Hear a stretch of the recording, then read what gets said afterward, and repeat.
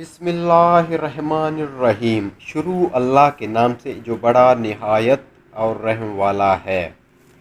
वफ़ा stories YouTube channel के अज़ीज़ दोस्तों, चारों फरिश्तों की मौत कैसे होगी? इज़राइल जैसे सबसे बड़े फरिश्ते की मौत के वक्त क्या कैफियत थी? जानिए रोंगटे खड़े कर देने वाला वाक़या। इस्लामाबाद मारूफ मजहबी स्कॉलर मौलाना तारिक जमील ने अपने एक बयान में कहा है कि दुनिया के वो लोग बदकिस्मत तरीन होंगे जो क़यामत का मंजर देखेंगे। क़यामत से पहले एकदम एक खौफनाक आवाज़ आएगी, सब लोग सब कुछ भूल जाएंगे। माएँ अपने दूध पिलाती बच्चों को फेंक देंगी कि तुम मरते हो तो मरो, मैं किसी तरह बच जाऊं। खौफनाक आवाज़ से सूरज फट जाएगा, तारे टूट जाएंगे, चांद बिखर कर ज़ेरा ज़ेरा हो जाएगा, ज़मीन में दरारें पड़ जाएंगी और पहाड़ें रूई बन जाएंगी, समुद्रों में आग लग जाएगी और दुनिया तहस नहस हो जाएगी। एक खौफनाक आवाज़ के साथ पूरी दुनिया को अल्लाह ताला मौत दे देगा। जब सब कुछ ख़त्म हो जाएगा तो फिर पहले, दूसरे, तीसरे, इसी तरह सातवें आसमान तक सबको मौत दी जाएगी।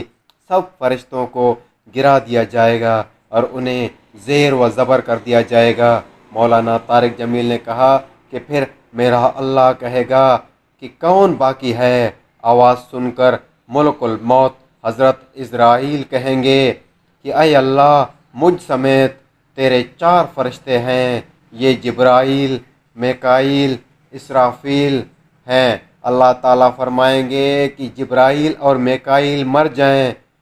उस पर अल्लाह का अर्श कहेगा कि या अल्लाह, जिब्राईल व मीकाईल को तो बचा ले। इस वक्त अल्लाह ताला फरमाएगा कि खामोश, मेरे अर्श के नीचे मौत ही मौत है। फिर दोबारा अल्लाह ताला फरमाएगा कि कौन बाकी है। जवाब आएगा अर्श के फरिश्ते यानी इसराफील और इज़राइल। फिर अल्लाह फरमाएगा कि इसराफील मर जाए। इस वक्त इसराफील सूर फूंक रहे होंगे और उनके हाथ से सूर निकल जाएगा और जाकर अल्लाह के अर्श पर लग जाएगा। फिर ऊपर अल्लाह और नीचे सिर्फ इज़राइल बाकी होंगे। हज़रत इज़राइल की मौत के खौफ से टांगें कांपने लगेंगी। फिर अल्लाह पूछेगा कि कौन बाकी? तो जवाब में इज़राइल कहेंगे कि बस अब तो मैं ही बाकी हूँ। फिर अल्लाह ताला फरमाएगा, जा तू भी मर जा, तू भी मेरी एक मखलूक है। फिर अल्लाह ताला कहेगा कि कोई है मेरा शरीक?